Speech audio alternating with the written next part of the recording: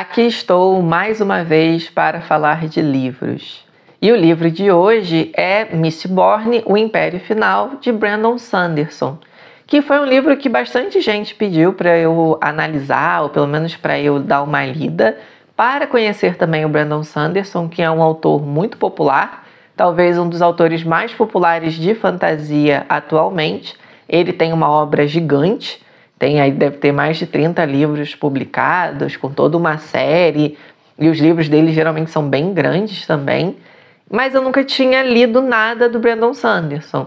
Eu só ouvia falar dele, eu conhecia aqui e ali algumas das histórias, mas nunca tinha parado para ler efetivamente. E eu decidi começar pelo Mistborn porque foi um livro que eu já tinha ouvido falar com mais recorrência, e também porque muita gente, quando elogia essa história, elogia o sistema de magia dela. E como vocês já devem saber, eu sou muito interessado em analisar sistemas de magia.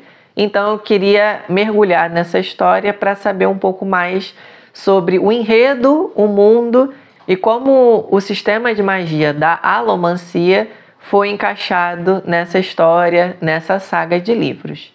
Hoje eu vou falar só do primeiro livro, que se chama O Império Final. A saga de Mistborn tem 6 livros divididos em 2 eras, então são 2 trilogias. Mas no momento eu não tenho muitas condições de ler toda a saga para ir fazer um vídeo, até porque eu acho que a quantidade de informação que vai ter vai ser muito grande, para tentar comprimir tudo num vídeo só. Então talvez depois desse eu faça um pensando na trilogia como um todo, nessa primeira, e aí futuramente, se eu conseguir terminar de ler a série, eu faça um sobre a segunda trilogia. Mas esses são planos bem no futuro. No momento eu estou lendo Guerra dos Tronos, do George Martin, e se você quiser acompanhar mais de perto esse meu processo de leitura, me siga nas redes, no Instagram, no TikTok, que eu costumo atualizar por lá com mais frequência, fazendo quase que um diário de leitura. Mas vamos lá então. O que vai ser esse vídeo? Primeiro eu vou falar sobre as minhas impressões gerais, fazer quase que uma resenha do livro, da leitura, e depois a gente vai partir para a análise. Essa análise vai ser dividida em 3 partes: o mundo de Mistborn, o sistema de magia, a sociedade, o sistema econômico, e aí a gente vai aprofundar um pouco mais nessa última parte para pensar algumas questões que o Brandon Sanderson levanta quando encena essa história, quando situa essa história dentro desse mundo que ele construiu. E no final, como uma forma de juntar tudo, eu vou falar um pouco sobre o final da história propriamente, com seus plot twists e revelações, e vai ter uma partezinha de bônus que vão ser as influências de Duna que eu consegui captar nessa história, que eu acho que são muito interessantes. Então vamos lá. Primeira parte é a resenha. De modo geral, eu gostei bastante da leitura. Foi uma leitura até bastante fluida. O livro é longo, eu não sei exatamente a quantidade de páginas porque eu li no Kindle, então a coisa fica um pouco perdida. Mas o livro é grande, só que eu não acho o ritmo dele, a progressão da leitura arrastado. Eu acho que tem alguns momentos em que o andamento da narrativa é um pouco mais lento, e em outros o andamento é mais rápido. Mas eu acho que é um bom ritmo, porque quando é mais lento, a gente precisa conhecer mais sobre a cidade, sobre os personagens. E quando é mais rápido, é quando todos aqueles acontecimentos se precipitam para o final, para as grandes revelações, os grandes momentos de ação propriamente ditos. Dito isso, eu acho que a história, de fato, é bem construída. Ela tem alguns detalhes que eu não gostei muito, mas, no geral, o enredo é bem feito, é bem limpo, você consegue entender o que está acontecendo, não ficam pontas soltas nas explicações, porque tudo que a gente poderia entender como ponta solta é algum tipo de antecipação para as continuações. A gente já sabe que essa história vai continuar, então faz sentido ter ali uma e outra lacuna que vão ser preenchidas, vão ser desenvolvidas nos livros posteriores. Mas eu ainda acho que essa história ela consegue ser bastante fechada, no sentido de que quando eu terminei de ler, eu não senti que eu fui enganado, que eu precisaria ler a continuação para ir aproveitar, para ir apreciar melhor esse primeiro livro. Eu acho que ele é um livro que consegue funcionar como um único livro. E aí, se você quiser continuar vendo essa história, continuar vendo, né, a aventura dos personagens, você continua com as leituras. Esse é um ponto que eu acho muito importante, porque eu não gosto quando um livro vira trilogia, vira série, e aí quase todos os problemas do primeiro vão ser explicados nas continuações. Como se aquele primeiro livro só funcionasse como um trampolim para as continuações. Eu acho que isso é uma espécie de golpe no leitor, porque você está ali para ler um livro inteiro. E esse livro ele tem que bastar por si só. A série, a saga, pode vir a ter continuações, pode ter 10 livros se você quiser. Mas cada livro ele precisa de fato ter um acabamento. Ele não pode ficar parecendo incompleto e aí tudo vai ser resolvido, tudo vai ser explicado num segundo, no terceiro. Porque em muitos casos não acontece segundo e terceiro. E o que fica pra gente é essa obra inacabada. Esse não é o caso de Mistborn. Mistborn consegue funcionar como um livro fechado que aí deixa uma e outra ponta para a continuação.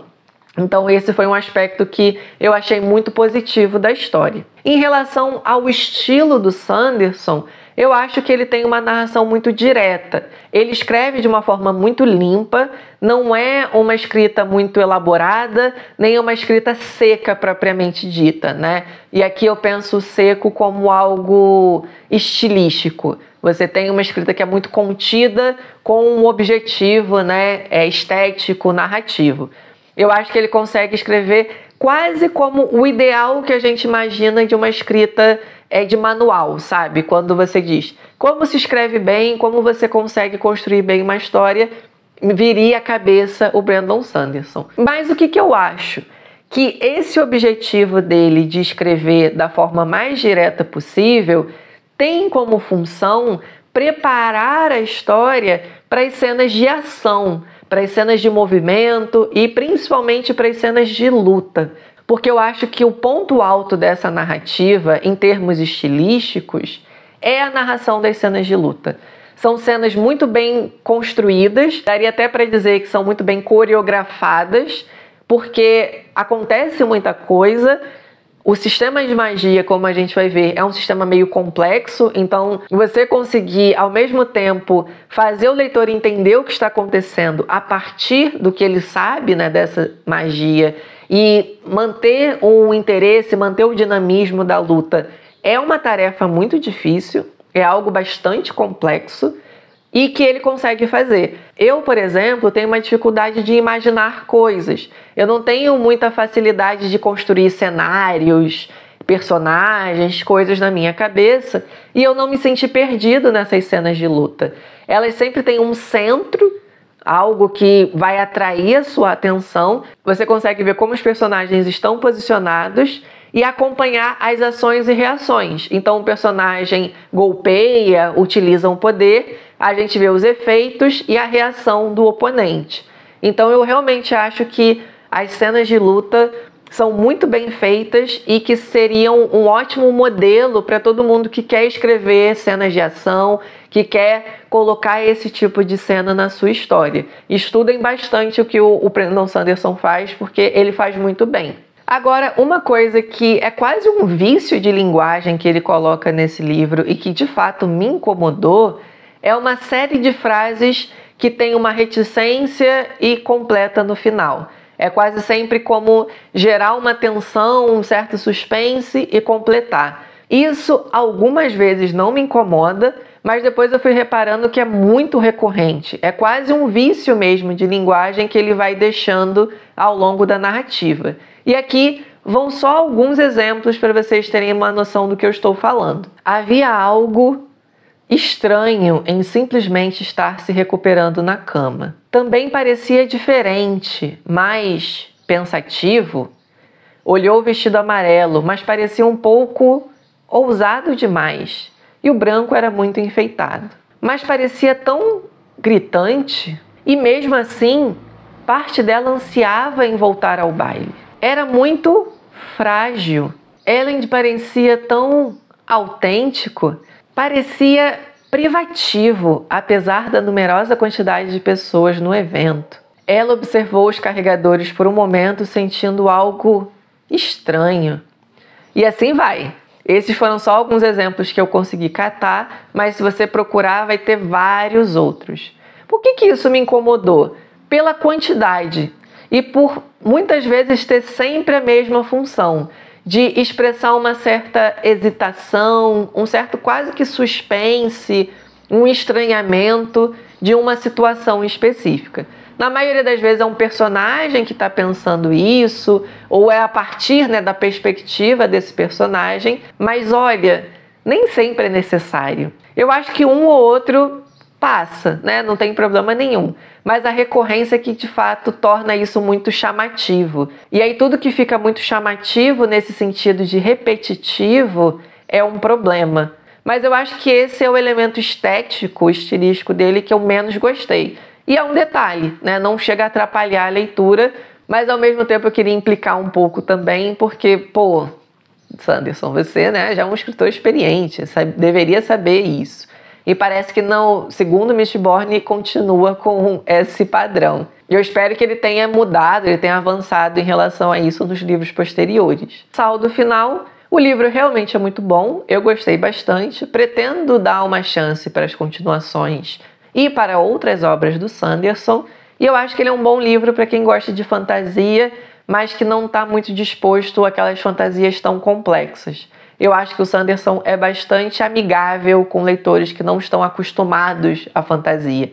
Ele consegue equilibrar a explicação com a narração, sem deixar em excesso nenhuma das duas. Ele nem cria uma série de nomes, uma série de termos, uma série de línguas que vai te deixar perdido, mas também não é uma sequência ininterrupta de ações. E isso torna a leitura bastante fluida e convidativa mesmo para quem não tem muita experiência com fantasia. Agora vamos para a segunda parte, que vai ser a análise propriamente dita da história. A primeira coisa que me chama a atenção é que esse mundo não tem exatamente um nome, não tem um nome para o país em que as coisas acontecem. Pode ter sido eu perdendo isso, né, no meio dos nomes, mas eu acho que pelo menos nesse primeiro livro ele não dá um nome para toda a porção do território em que se passa a história.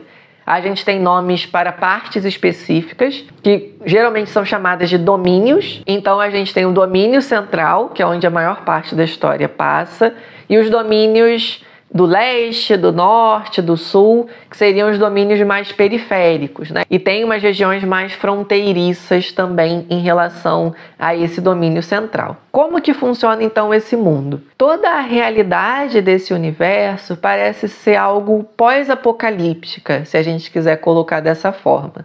Tem várias passagens da história que fazem referência a um momento anterior a ascensão do Senhor Soberano, que é a grande figura, né, antagonista da narrativa, mas que também vai ter um papel muito importante na construção do mundo. Esse mundo anterior era um pouco mais parecido com o nosso, principalmente em relação à vegetação. Tinha agricultura, né, tinha vegetais, árvores, tudo bastante até comum, né?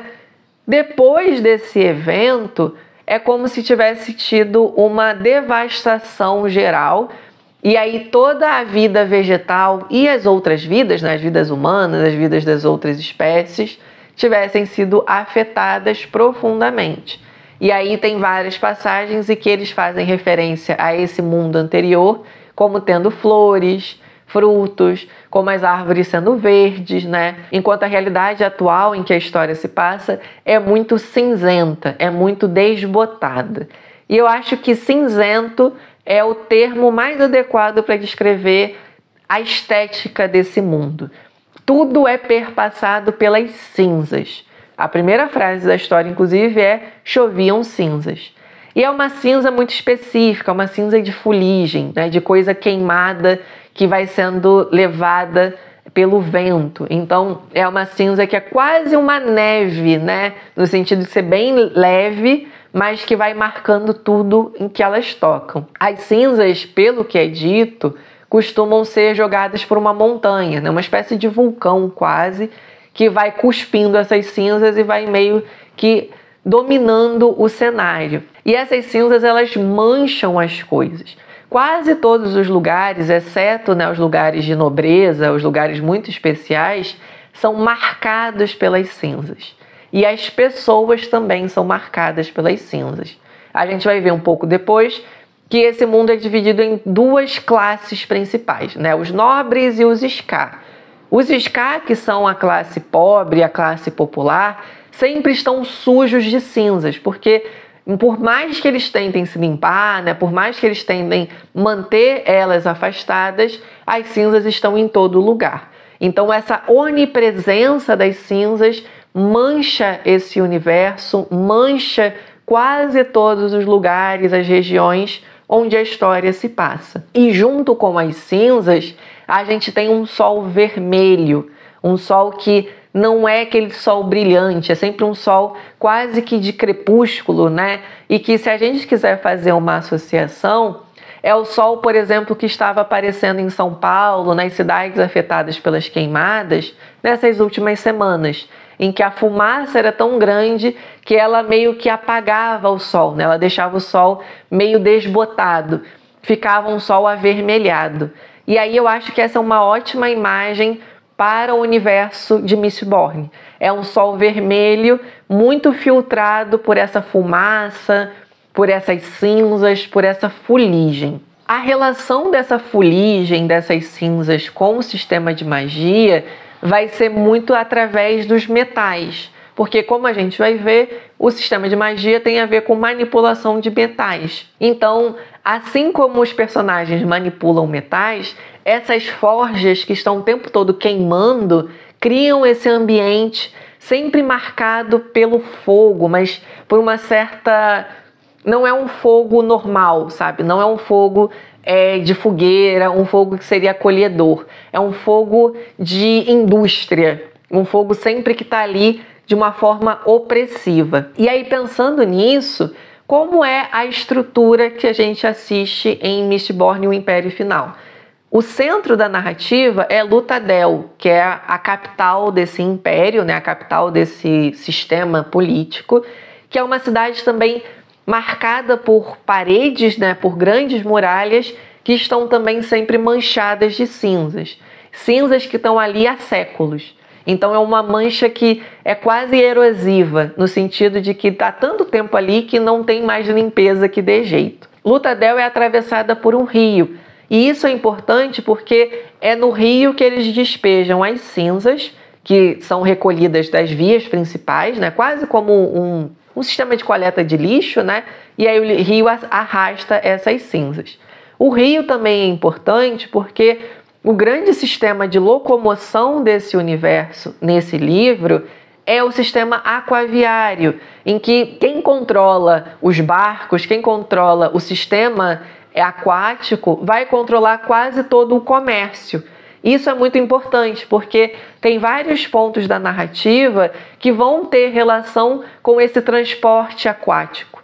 E o fato da cidade ser atravessada por um rio vai ser um elemento importante, então, para o desenrolar da história, do enredo e de vários pontos que são importantes para o plot. E tem mais dois elementos relacionados a esse mundo que eu gostaria de destacar, que tem a ver com o sistema de magia e com o sistema político.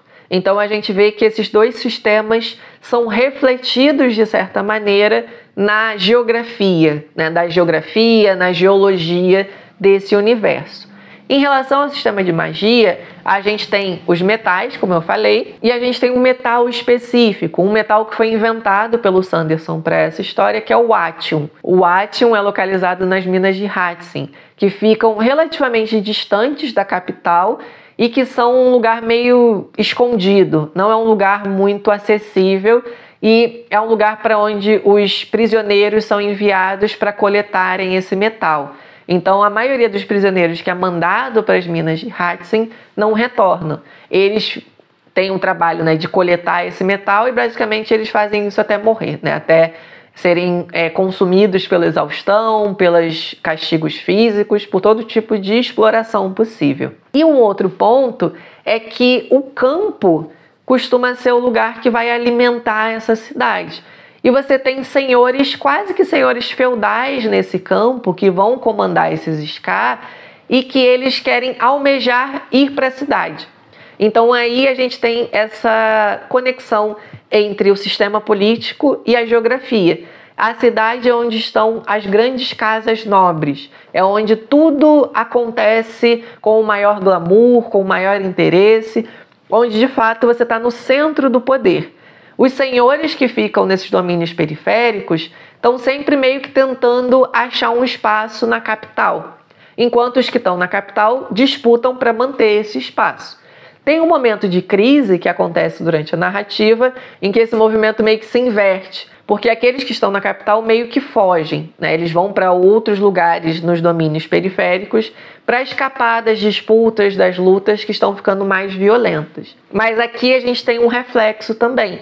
Todos os olhos são voltados para Luthadel, enquanto que Luthadel meio que espraia o seu domínio para esses outros lugares. E aqui você tem um certo balanceamento do sistema de poder, do sistema político mesmo. A capital, que é o centro da história, também vai ter uma divisão geográfica muito marcada. Você vai ter uma área central, que é onde fica a casa, né, o palácio do Senhor Soberano, que é o grande monarca, né, o grande imperador desse espaço. E aí vai ter as casas nobres, que vão ser palacetes também, né? Quase castelos ali, que vão ser uma ostentação do seu poder. E nas periferias você vai ter onde moram os Ska, onde vivem as gangues, onde vive o povo trabalhador, né? A classe popular, que é explorada por essas casas nobres e que vive sempre ali em algo que a gente diria quase como uma favela, no sentido de serem amontoados de casas, de serem pessoas, né, muitas pessoas morando nos mesmos lugares, de ter muito pouca infraestrutura de saneamento básico, né, de iluminação, de tudo que vocês podem imaginar. Então são regiões muito desassistidas, porque, como a gente vai ver, é um sistema político e econômico absolutamente brutal, absolutamente opressivo. O sistema de magia de Mistborn é chamado de alomancia. Na verdade, a gente tem dois. A alomancia, que é o mais explorado nessa história, e a feruquemia, que aparece em alguns momentos-chave, mas não tem tanta atenção assim, porque provavelmente vai ser explorada melhor nas continuações. A alomancia é uma palavra inventada pelo Sanderson e provavelmente vem da combinação de aloy e mancia, né, que é dominar alguma coisa, como a gente tem geomancia, necromancia, em que você descobre as habilidades ou você se comunica com alguma coisa, ou tem poder sobre essa coisa. Aloy é a versão inglesa da palavra liga, que é justamente a combinação de dois metais. Então seria o controle desses metais, o controle das ligas desses metais. E são 10 metais principais. Agora eu vou ter que pegar minha colinha aqui. O ferro, o aço, o estanho, o peltre, o zinco, o latão, o cobre e o bronze, que são os 8 mais explorados, mais os 2 especiais, o atium e o ouro, que vão ter menos atenção, mas que também vão ser importantes para alguns momentos-chave dessa história. Esses metais geralmente vêm em formas opostas. Como o próprio livro diz em um determinado momento, todos os outros metais que vinham em pares eram similares. Um metal de base e sua liga, cada um fazendo coisas opostas. Ferro puxava, aço empurrava. Zinco puxava, latão empurrava. Fazia sentido, todos exceto o atium e o ouro. O atium e o ouro vão ser específicos, vão ter uma relação com o tempo, como a gente vê num trecho posterior também. Há os metais físicos, que são o ferro, o aço, o estanho e o peltre, e os metais mentais, bronze, cobre, zinco e latão. E havia os metais que afetavam o tempo, o ouro e sua liga, atium e sua liga. Essa última frase está bem para o final da história, em que uma das personagens começa a cogitar que não são só esses os metais que podem ser manipulados, que podem gerar algum tipo de efeito. O ouro e o atium não são pares opostos como os outros. Então, existe a possibilidade de que os dois tenham ligas que gerem efeitos opostos. Mas isso ainda é meio que desconhecido por parte desses personagens e a narrativa não explora, porque ela vai deixar para continuação. O que esses metais fazem? O ferro, ele puxa metais próximos. O aço, como é o oposto, ele empurra metais próximos. Então ele é um dos mais utilizados por ter um efeito externo. E aí você pode fazer várias coisas combinando o puxar e o empurrar, como a gente vê em alguns momentos, principalmente nas lutas. O segundo par é o estanho e o peltre. O estanho, ele aumenta as habilidades da pessoa, no sentido de percepção. Então a audição, a visão são potencializadas. O peltre vai potencializar as habilidades mais externas, que seriam a força física, a resistência. Então ele não potencializa a percepção, mas a execução, se a gente quiser colocar. No terceiro par, a gente vai ter o zinco e o latão, que vão afetar as emoções. O zinco, ele vai abrandar as emoções de uma pessoa que seria o seu alvo, né? Não as próprias emoções, mas das outras pessoas. E o latão vai tumultuar essas emoções. Então você pode potencializar para menos ou para mais. Já o quarto par, que é o cobre e o bronze, vão estar relacionados à própria alomancia, porque uma vai esconder a sua alomancia. Você vai impedir que outros alomânticos percebam que você está usando a alomancia. E o outro vai revelar isso, então vai descobrir se tem alguém usando a alomancia. No caso é o cobre, que é o que vai esconder, e o bronze, que vai revelar. O ouro e o átio vão ser relacionados com o tempo, porque o átio é o metal mais precioso desse universo. Ele, inclusive, é super valioso, porque um alomântico que utilize o átio é capaz de prever o futuro. Então, se você consome átio, como eles dizem, né? Se você queima esse metal, você consegue ser virtualmente invencível numa batalha, porque você vai conseguir ver todos os movimentos que uma pessoa pode fazer num espaço de tempo curto, né? Num espaço de tempo próximo. O ouro, por sua vez, é meio esquisito. Ele não é tão explorado nesse primeiro, como uma deixa para continuação, mas o que a gente vê nesse primeiro livro é que o ouro te faz ver uma versão sua do passado. Te faz meio que se desdobrar em versões do passado que você poderia ter sido ou que você foi em algum momento. E é isso que a gente sabe nesse livro. Em relação a quem usa a alomancia, a gente tem dois tipos de pessoa. Os brumosos, que são chamados dessa maneira porque eles usam um tipo de alomancia, e os nascidos das brumas, que são os Mistborn, que são aqueles que podem usar todas essas habilidades. Então eles não estão limitados a uma só. E não tem meio termo, pelo menos nesse livro. Ou você usa todas, ou você só usa uma. E aí cada uma tem uns nomes específicos que eu não vou entrar agora, mas é isso. Então você pode ser um brumoso que só empurra metal, e você pode ser um nascido das brumas que vai empurrar, puxar, perceber e fazer várias outras coisas. É quase como o Avatar, né, que a gente tem da lenda de Aang. Tem um pouco disso, mas na lenda de Aang o Avatar é uma pessoa no mundo inteiro. Aqui, em Nascidos das Brumas, os nascidos das brumas são muito raros, mas tem mais de um, né? Tem vários nascidos das brumas. Os nascidos das brumas são muito misteriosos. Eles são quase que figuras lendárias, porque é uma arma muito poderosa, né? Uma pessoa muito habilidosa para sair falando por aí que ela é uma nascida das brumas. Então, eles são bem secretos. Como diz essa passagem do livro. Dizia-se que os nascidos da bruma eram arautos das brumas, dotados de grandes poderes dados pelo Senhor soberano. Só altos nobres podiam ser nascidos das brumas. Dizia-se que faziam parte de uma seita secreta de assassinos que servia ao Senhor soberano e que só saíam à noite. Aqui a gente tem uma coisa específica sobre o mundo, que é à noite descem brumas. E essas brumas, elas são misteriosas. Elas instigam um medo muito grande na população comum, mas aqueles que têm poderes de brumas, especificamente os nascidos das brumas, gostam de sair à noite porque eles têm algum tipo de relação que não é exatamente explorada nessa história, mas que vai ser explorada nas continuações, com as brumas em si. E as brumas também estão relacionadas ao Senhor soberano, que é esse grande imperador, esse grande, quase um deus, né? Que desde que ele assume o poder, as brumas também surgem e elas tomam a cidade. As brumas também vão estar relacionadas aos espectros das brumas, que são um tipo de figura, de criatura que aparece aqui e ali, que tem algum tipo de importância para a narrativa, mas as brumas têm esse caráter misterioso. Então, o título da série não só tem a ver com aqueles que são os alomânticos, os Mistborn, mas também tem a ver com o mundo. É um mundo também que está sempre tomado por essas brumas. Agora tem algumas coisas interessantes relacionadas à alomancia. Uma delas é que o poder de um nascido das brumas é muito grande.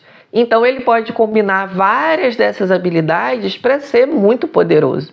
E a gente vê várias instâncias de lutas entre nascidos das brumas e exércitos e outros nascidos e outras figuras desse tipo, que mostram o quanto que eles podem variar na utilização desses poderes, desde que tenham imaginação. Então, se você conseguir combinar bem 2 desses poderes, você consegue fazer coisas inacreditáveis, como, por exemplo, praticamente voar, né? Se você consegue empurrar e puxar determinados metais, você consegue quase que voar combinando essas habilidades. Inclusive, tem toda uma série de outras mini-regras relacionadas a isso que tornam esse sistema mais realista. Por exemplo, você não consegue puxar algo que é mais pesado do que seu próprio peso. Se você tentar fazer isso, você vai ser atraído para essa coisa. Você também não consegue empurrar algo que é maior do que seu próprio peso. Se você tentar fazer isso, você é que vai ser empurrado. É quase que uma relação de ação e reação mesmo. E o Sanderson explora muitas dessas variações para criar o que você pode imaginar. Ele faz os personagens irem mais rápido, eles saírem pulando pela cidade, pelos telhados, eles praticamente voarem. Dá para você brincar muito com isso, e ele brinca muito com isso mesmo. O que eu acho interessante em relação à alomancia é que é um sistema simples. Você consegue colocar quase tudo que é importante nesse sistema numa tabela, né? Inclusive os livros têm tabelas mostrando isso. Mas o que torna esse sistema complexo não são as regras, e sim as combinações que essas regras permitem. Porque empurrar e puxar metal, beleza. Mas você combinar empurrar com puxar de diferentes maneiras torna esse sistema bem mais complicado mesmo. Ainda que de uma forma quase que paradoxal, não deixa difícil para o leitor acompanhar. Então eu acho que essa é a grande sacada desse sistema de magia. Ao mesmo tempo em que ele é simples de você entender, ele é complexo nas suas possibilidades. E o Sanderson faz questão de mostrar para o leitor que ele não está inventando nada, que ele está explorando as possibilidades que esse sistema permite. E isso tem a ver lá com as leis que ele coloca, né, sobre explorar ao máximo, expandir, ver quais são as limitações. Tudo aqui é aplicado nesse sistema de magia, o que eu acho muito, muito bom. E eu acho que dá uma concretude para as coisas, né? Uma realidade para esse sistema em que você consegue entender esse mundo funcionando com esse sistema. Uma outra coisa que eu acho interessante é que o próprio mundo cria sistemas de contenção, de contra-ataque para os nascidos das brumas, que são chamados de mata-brumas. Os mata-brumas são treinados para, de alguma forma, neutralizar os nascidos das brumas, utilizando armas de madeira, né, evitando usar qualquer tipo de metal, trabalhando em conjunto, todo um trabalho de equipe para tentar mesmo equilibrar a luta, já que o nascido das brumas é muito poderoso. E aí a gente tem uma outra categoria, se a gente quiser colocar assim, que são os nascidos das brumas, que são os inquisidores de aço. Os inquisidores eu vou falar um pouco mais para frente, porque eles são aquilo que eu mais gostei dessa história. De todos os tipos de personagens, de seres mágicos, os inquisidores para mim foram os que eu achei melhor assim criados, os mais interessantes e que eu acho que são de fato um vilão, né? Porque eles são antagonistas muito, muito legais. Os inquisidores são meio que Frankensteins, né? No sentido de serem composições meio misteriosas, a gente não sabe como eles são feitos, mas o que a gente sabe é que eles têm pregos nos olhos, né? Os pregos atravessam o crânio, então eles não podem ver. O que a gente descobre é que eles veem todo tipo de fragmento de metal. Como todas as pessoas têm metais no corpo, porque fazem parte da constituição dos seres, das coisas, eles enxergam através do metal. E isso dá para eles tanto um poder muito grande, e também faz com que eles sejam grandes lutadores com a alomancia, o que torna eles quase que imbatíveis, né? São virtualmente invencíveis e lutar contra o Inquisidor é uma tarefa de corno. Já a feruquemia é praticada pelos terrizanos, que são aqueles que são nascidos em Terris, que é uma cidade importante nessa história, e eles utilizam a alomancia quase que ao contrário. Ao invés de eles queimarem os metais por dentro, porque é assim que os alomânticos fazem, eles ingerem o metal e queimam, e aí podem usar a habilidade, os feruquemistas passam meio que as suas habilidades para um metal. Então eles armazenam habilidades em metais diferentes. Eles podem armazenar todo tipo de habilidade, e a habilidade que eles conseguem armazenar melhor, né, que os alomânticos não podem, é memória. Então eles conseguem transformar alguns tipos de metal, se eu não me engano é o ferro, em quase que pendrives, né? Eles vão passando as memórias ali, depositam as memórias e podem transmitir essas memórias depois, né? Podem utilizar essas memórias de outras formas. Eles também podem armazenar outro tipo de habilidade, por exemplo, habilidade física. Eles podem ficar um tempo mais fracos, porque a energia é extraída do próprio corpo, e aí eles conseguem depositar essa energia no metal, e quando eles precisam, eles queimam, né? Eles meio que pegam essa energia de volta e conseguem ter uma energia dobrada. Então, se você ficou mais fraco durante um tempo, quando você queima, você vai ficar 2 vezes mais forte naquele tempo que você está queimando esse metal. E aí tem algumas subdivisões, né? Se você quiser aumentar a força, você acaba diminuindo o tempo. Tem algumas limitações assim que são bem interessantes e que vão ser importantes para a continuação da história, principalmente para o final e provavelmente para as continuações, né? Para os outros livros. A gente tem um sistema político bastante visível. Ele não é tão complexo no sentido geral da coisa, mas ele vai ficando complexo na parte do detalhe. Muito parecido com o sistema de magia.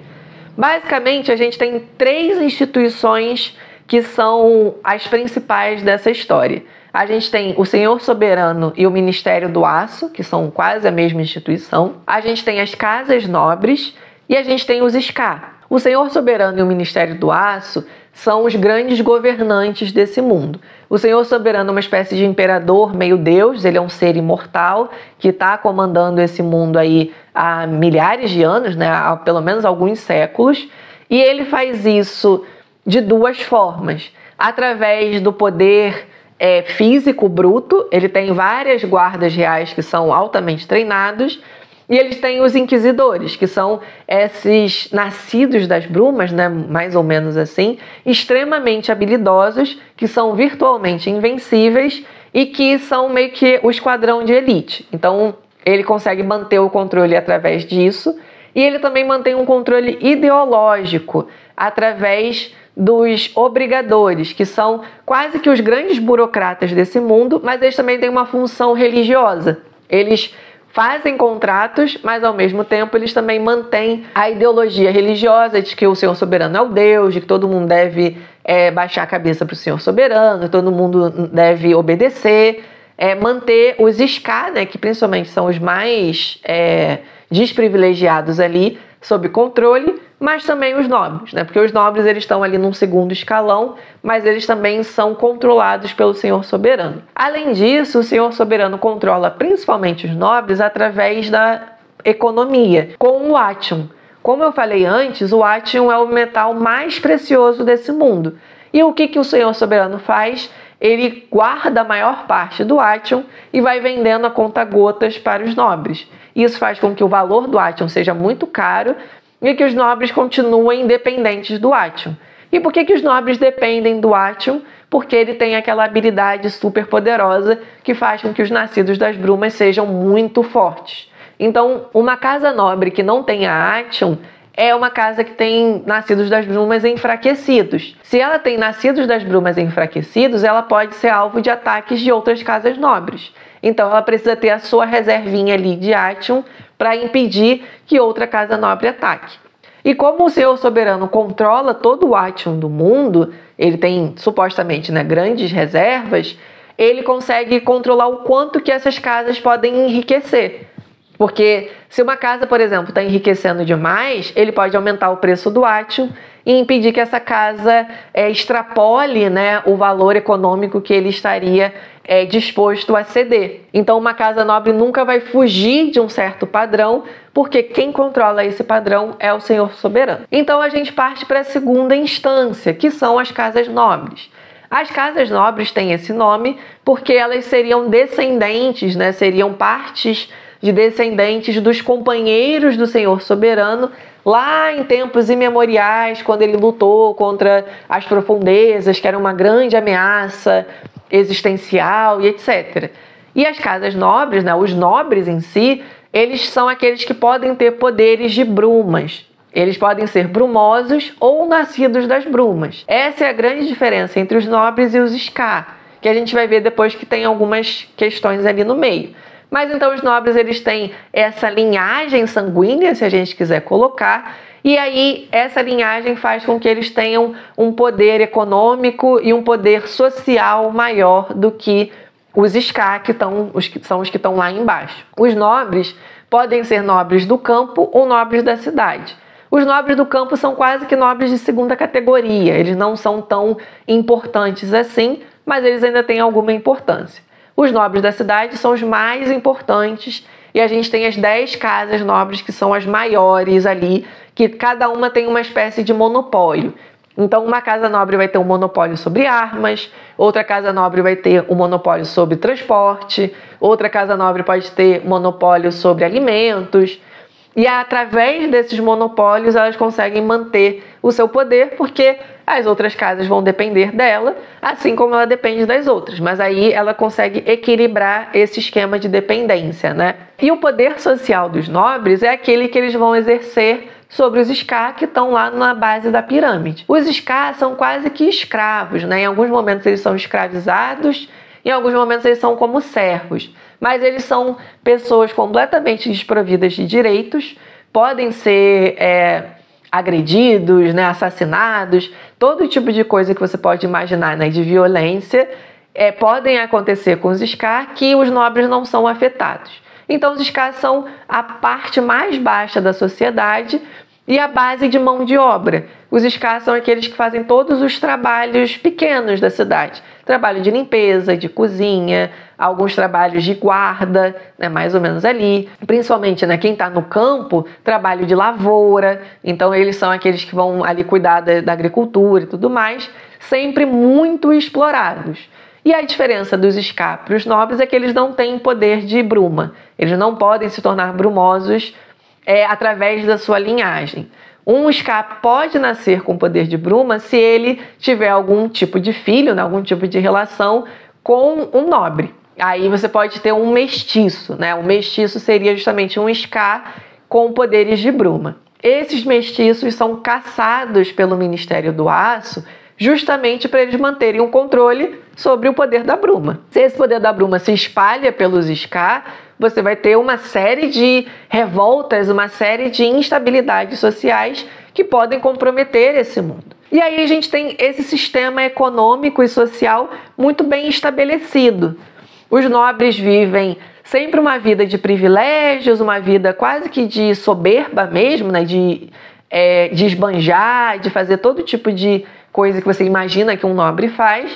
O Senhor soberano fica controlando os nobres para eles não ficarem se achando demais. E os ska são aqueles mais explorados, aqueles que acabam perdendo quase tudo, né? Não tem direitos, não tem praticamente nenhum tipo de acesso de estabilidade social, podem ser assassinados, são pessoas que vivem nas ruas, não tem nenhum tipo de assistência, né? Eles são a base da base mesmo. O fato de a gente ter um fosso tão grande entre os nobres e os ska gera algumas coisas interessantes, porque essa sociedade é uma sociedade que não tem classe média, não tem mobilidade social. Um ska nunca pode ser um nobre e um nobre nunca cai a ser ska. E o fato de não ter classes médias, porque os ska praticamente não têm poder econômico nenhum, cria as gangues.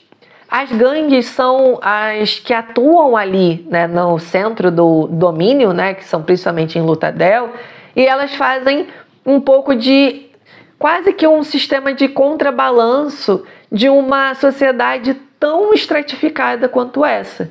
Porque as gangues elas vão atuar justamente nas lacunas do ministério e das casas nobres. Eles podem enriquecer, porque eles conseguem dar golpes, conseguem cometer alguns crimes, e eles se tornam meio que chefes de facções. Então as gangues são a possibilidade de ascensão social dentro desse universo. E aí é que eu acho interessante como o Brandon Sanderson consegue captar muito bem uma questão que a gente vive no nosso mundo, e eu diria que a gente vive no Brasil aqui. Por isso que eu intitulei o vídeo Lutadel é Aqui. A sociedade brasileira é extremamente estratificada. A distância entre a base da sociedade e o topo é muito, muito, muito grande. Isso tem a ver com a nossa história de escravização, de colonização, tudo isso que a gente já sabe. E o que acontece no Brasil e em vários outros lugares que tem uma distância tão grande entre o topo e a base? A ascensão de facções, a ascensão do que a gente pode chamar de gangues, de crime organizado, de coisas desse tipo, porque a facção ela vai preencher esse espaço. A facção vai dar para a pessoa que está na base algum tipo de perspectiva de ascensão social. Já que a pessoa sabe que ela nunca vai ser nobre, se ela entrar numa facção, pelo menos ela consegue ser melhor do que os outros Ska. E aí é interessante porque os Ska têm duas alternativas possíveis. Ou eles fazem parte da guarda do soberano, então eles meio que se tornam traidores, eles vão lá para controlar outros Ska, algo muito parecido com o que a gente chama de capitão do mato. Ou eles vão para as gangues, que seria a outra alternativa, que é conseguir ter algum tipo de estabilidade, algum tipo de poder mesmo. E as gangues vão preencher esse espaço como uma forma de regular também, porque através das gangues o ministério consegue manter esses Ska meio que sob controle. Dentro das gangues o sistema hierárquico é muito brutal.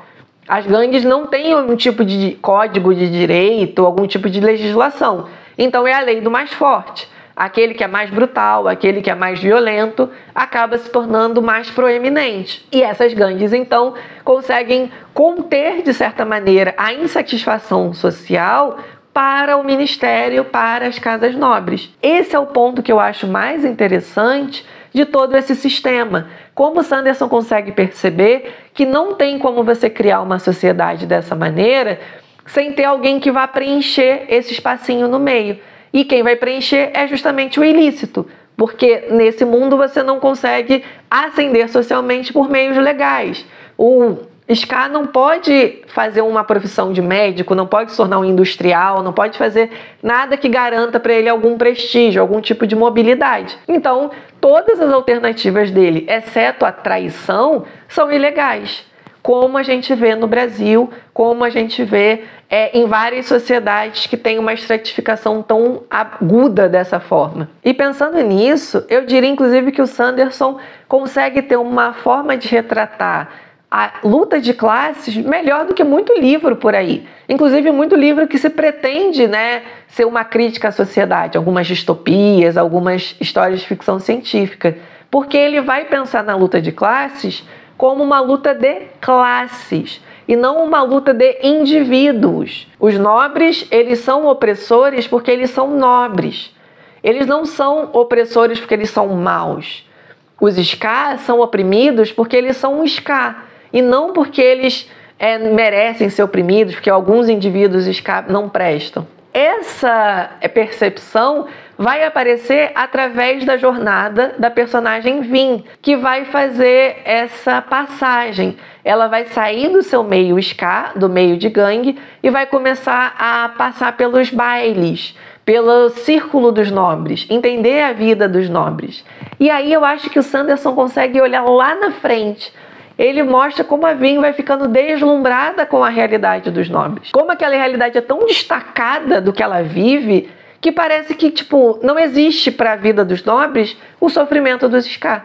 Os nobres conseguem se escudar de alguma forma, se proteger da realidade que a sua existência acaba criando. E eu acho que esse é um momento muito interessante que eu vou ler a seguir. Dockson, isso é horrível. Como permitem um monstro desses entre eles? É a Vin falando com um outro personagem que é um Ska sobre um nobre que foi muito violento, né, que cometeu uma coisa muito abominável.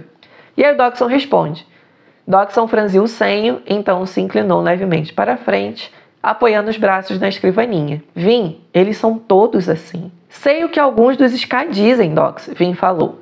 Mas as pessoas nos bailes não são assim. Eu estive com eles, dancei com eles, Dox. Vários deles são boas pessoas. Não acho que percebem quão terríveis as coisas são para os Ska. Depois dessa conversa, a Vin fica muito mexida, né, com essa perspectiva, e aí a gente tem o seguinte trecho. A conversa de Vin com Dodgson ainda dominava seus pensamentos. Quando começara a ir aos bailes naquela primeira noite, a noite em que quase fora morta, pensara sobre o quão falso tudo parecia. Como se esquecera daquela impressão original? Como se deixara envolver e começar a admirar a atitude e o esplendor deles? Aí é que tá. A Vin é capturada pela ideologia. Ela deixa de perceber a realidade dos Ska porque ela começa a conhecer os nobres. E ela não percebe nesse primeiro momento que não existe uma ligação direta entre o baile dos nobres e o sofrimento dos Ska, porque essa é uma ligação mediada. É mediada pelo papel social que os nobres exercem e não pelo que os indivíduos nobres fazem. Os nobres, eles não oprimem os Ska diretamente. Eles oprimem os Ska quando não pagam, quando exploram, quando permitem que os guardas batam, né, nos Ska até a morte. É assim que eles mantêm esse controle. Um nobre não precisa necessariamente sujar as mãos para manter o controle sobre os Ska. Ele faz isso sendo nobre, sendo diferente, participando de bailes, estudando, fazendo negócios. É assim que ele exerce o seu papel de nobre. E para ser nobre, para ser um opressor, você não precisa ser uma pessoa ruim. O grande problema da Vin aqui é que ela não consegue conceber essa realidade de pessoas boas que são opressoras. Porque para ela, a opressão, a exploração é uma falha de caráter, é uma falha moral. Você é opressor porque você é ruim, porque você é violento. Mas ela não consegue perceber que a opressão vem através da função social, da estrutura da sociedade. E isso, para mim, é muito genial da parte do Sanderson, porque muitas histórias que procuram retratar a exploração, a luta de classes, por exemplo, Jogos Vorazes, elas fazem isso sempre pensando numa exploração direta, numa exploração que está ali visível. É a capital que é malvada, que explora os distritos que são bons, né, que são pobres, etc. Essas histórias dificilmente percebem que dá para as pessoas da capital serem boas, serem ok, e ao mesmo tempo elas não têm o menor interesse em melhorar a vida de quem é explorado. Porque para elas a vida é assim, sempre foi. No entanto, o Sanderson, ele meio que trai essa percepção, eu não sei porquê, eu não sei se é porque ele não queria ser muito ideológico, mas ele trai isso no seu final. E aqui a gente vai falar do final, finalmente. No final de Mistborn, a gente vai ter uma grande rebelião. Eu não estou entrando aqui muito no enredo, né? Eu posso até colocar uma sinopse, mas eu não quero falar muito sobre o enredo. Mas a gente vai ter uma grande rebelião. E aí a gente tem alguns personagens-chave. Os personagens que são o núcleo de protagonistas são todos Ska. Eles vêm dos oprimidos, eles têm alguns poderes e tal, mas eles são Ska. Os personagens que são os antagonistas são os nobres e principalmente o Senhor Soberano com os Inquisidores. Os nobres ficam ali mais perto do Senhor Soberano, exceto um, que é o Elend Venture, que é o interesse romântico da Vin, inclusive. O Elend é um nobre, mas que não gosta muito da estrutura. Ele é quase um filósofo, né? Um dandy, um sujeito assim meio boêmio, que aproveita a fortuna que tem, mas não concorda muito com ela, né? É um sujeito que prefere ignorar a situação de exploração que ele é privilegiado, né? Ele se privilegia dessa situação, fingindo que é um opositor, né? Tipo, não, eu não concordo com isso. Quando eu assumir o poder, né? Quando eu herdar o poder do meu pai, eu vou resolver esses problemas, eu vou tentar mudar a sociedade. O Elend, ele é o puro suco do privilegiado, daquele que pensa nos explorados a partir de uma posição que nunca esteve naquela realidade. Então ele acha que tudo é uma questão de vontade. É tudo uma questão de que os nobres não querem fazer, do tipo, ah, não, eles são malvados e tal. Mas o Elend tem um bom coração. O Elend descobre através da Vin que, na verdade, os Scar podem ser inteligentes, podem ser astutos, que são gente como a gente, né? Não existe tanta diferença assim entre um nobre e um Scar. E aí ele muda radicalmente, ele fica pro lado dos Scar, trai o próprio pai e diz para os Scar, para os líderes da rebelião, que, na verdade, o grande inimigo deles em comum é o Senhor Soberano. Então, o Elend, ele cria uma situação meio impossível de que os nobres, na verdade, estão mais perto dos Scar do que do Senhor Soberano. E eles deveriam se juntar contra esse inimigo comum. E assim, agora talvez seja o maior spoiler que eu vou falar aqui, então fique avisado. O Elend se torna rei depois que o Senhor Soberano cai. Ele é nomeado um rei porque eles precisavam de alguém que teria uma legitimidade. Como ele era herdeiro de uma casa grande, nobre, as pessoas meio que aceitariam melhor isso. Só que, cara, isso é tão não entender a própria história, porque a rebelião tinha que terminar com o líder Scar. Ela tinha que terminar com alguém que representasse aqueles que conduziram a própria rebelião. Talvez não o Scar mais explorado, mas alguém que fosse parte da gangue, que está ali, como eu falei, em uma organização um pouco maior, uma organização um pouco mais estruturada do que os Scar que estão ali na base da base. Escolher o Elend como rei é um tiro no pé terrível. E aí a gente vai para talvez uma das últimas frases da história, que eu acho que resume muito como que o Sanderson acaba traindo a própria percepção que ele tem da história, da sociedade que ele constrói para esse mundo. Vin sorriu. Kel estaria zangado conosco, sabe? Ele fez todo o trabalho e no final nós colocamos um nobre no trono. Sazed negou com a cabeça. Ah, mas há algo mais importante a considerar, creio. Não colocamos apenas um nobre no trono. Colocamos um homem bom no trono. O que é isso? Sanderson, como você faz um negócio desse comigo? Como que você constrói todo um universo em que ser bom ou mal não tem a ver com a sua posição social, para no final ser isso que importa? E o Elend não tem preparo político para ser rei. Como que os Scar, que são aqueles que conduziram a rebelião, aqueles que de fato tomaram a cidade, vão achar legal ter um nobre como rei? Eles não conhecem o Elend. Eles não sabem quem o Elend é. Eles só sabem, talvez, de uma forma indireta, através dos membros da gangue que conhecem um pouco melhor o Elend, principalmente a Vin. E aí vão falar, não, confia nele que ele é legal. Por que eu deveria confiar num cara que é o herdeiro da maior casa nobre da cidade? Esse, para mim, é um erro horrível, um erro crasso de lógica mesmo, de coerência desse mundo. Os Scar não aceitariam um rei nobre. Eles poderiam aceitar até uma divisão partidária, né? Teriam um nobre, mas que não fosse o chefe do executivo. Fosse talvez um governo quase que de transição, em que você teria representantes. Teria um representante Scar, um representante lá do ministério, um representante dos nobres. Mas um rei nobre, eu não consigo engolir esse final.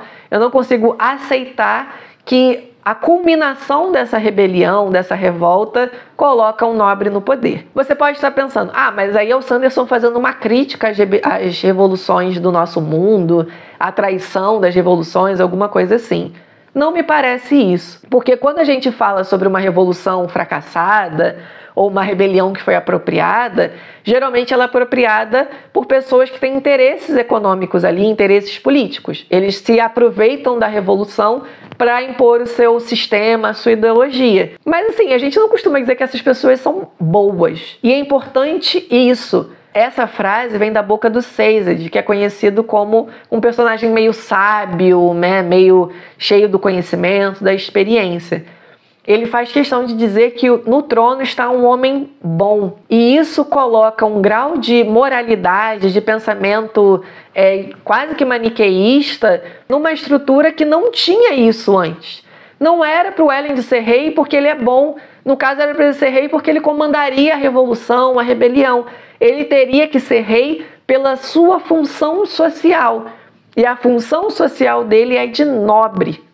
não é uma função social aceita por quem conduziu essa rebelião. Eu acho que aqui, de fato, a história tem um problemão, né? Pelo menos na minha visão. E o outro problema, que é um pouco menor, mas que eu também não gostei muito, é em relação aos inquisidores. Eu achei os inquisidores muito bons. Eu adorei todos os inquisidores, adorei toda a parte que envolve eles. E eu adorei principalmente o risco que eles oferecem. Os inquisidores aparecem bem no início da narrativa. E durante toda a história é dito como você não quer mexer com o inquisidor, porque você vai morrer. O inquisidor, ele praticamente não esquece de um alvo. Ele vai estar sempre perseguindo esse alvo. E de fato isso acontece durante a narrativa. E aí tem um momento em que o inquisidor é derrotado e é um esforço tremendo, um grande problema. No final do final mesmo, os inquisidores serem derrotados porque você tirou eles da tomada. Porque, na verdade, os pregos, né, que tem nos olhos, na verdade, são só alguns. Eles têm vários pregos pelo corpo. Se você tirar o prego central que fica nas costas, eles desmontam, né, eles desligam. Isso eu achei muito problemático. Porque, assim, eles eram tão difíceis de lidar e, de repente, parece que é tão simples. Como ninguém nunca tentou isso, como ninguém nunca conseguiu isso antes. E aí você pode pensar... mas ninguém conseguiu porque, bem, como eles são muito poderosos, como é que você vai ter uma abertura suficiente para arrancar um prego das costas dele? Pensando nisso, eu acho que a fraqueza dos inquisidores, e durante a leitura eu achava que era isso, estaria nos pregos dos olhos. Se você arrancasse os pregos dos olhos, eles desligariam. Isso seria muito bom, melhor do que um prego nas costas, porque... os olhos são muito evidentes, é uma das coisas que marcam a presença de um inquisidor. Então seria muito legal se a maior fraqueza deles fosse aquilo que eles ostentassem, porque aí sim você não conseguiria chegar perto o suficiente de um inquisidor para conseguir arrancar os pregos dos olhos dele. Eu acho que isso resolveria bem melhor a dificuldade de vencer o inquisidor do que tirar ele da tomada. Isso realmente me decepcionou um pouco, e como apareceu no final da história, eu acho que tem a ver com o fato de que o autor já estava tentando resolver isso o mais rápido possível, para não estender demais a história, não acabar quebrando o clímax. Então ele tinha que resolver o problema dos inquisidores, ele não podia deixar isso de lado, e ele acabou achando isso como uma solução, mas que eu achei uma solução bem aquém, né? Meio decepcionante, em relação ao que ele tinha construído dessas figuras. Agora chegamos finalmente na sessão bônus ou sessão extra. E antes de começar, eu queria lembrar de você, se não se inscreveu no meu canal ainda, se inscreva, por favor. Curta esse vídeo, comenta, compartilha, para fazer com que o vídeo chegue a mais pessoas e eu poder continuar fazendo esse trabalho. E aí também pode me seguir em outras redes sociais, né? Vai estar tudo aqui na descrição do vídeo. E vamos lá para o finalmente. Uma coisa que me chama muita atenção no Mistborn foi justamente a influência que é muito visível de Duna. E eu gostaria de destacar 3 elementos que são muito Duna. Eu não acho que essa influência é no sentido negativo, do tipo, Mistborn é uma cópia de Duna, ou qualquer coisa assim. Eu acho que é uma influência no melhor sentido do termo, que é de inspiração. A gente consegue localizar algumas coisas relacionadas a Duna, mas que o Brandon Sanderson se apropria, faz dele isso, né? Transforma em algo dele. E o primeiro que mais me chamou a atenção é a coisa do imperador, o senhor soberano relacionado ao Herói das Eras.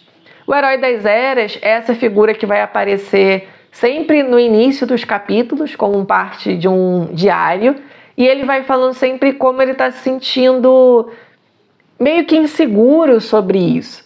E depois a gente descobre que o Herói das Eras não é exatamente o Senhor Soberano, né? Tem um plot twist ali, mas o foco é esse. O Herói das Eras, ele sempre pensa no que ele vai fazer para o mundo, e aí tem uma parte que eu gostaria de destacar, em que ele diz, né? Se alguém estiver lendo essas palavras, saiba que o poder é um fardo pesado. Tente não ficar preso em suas correntes.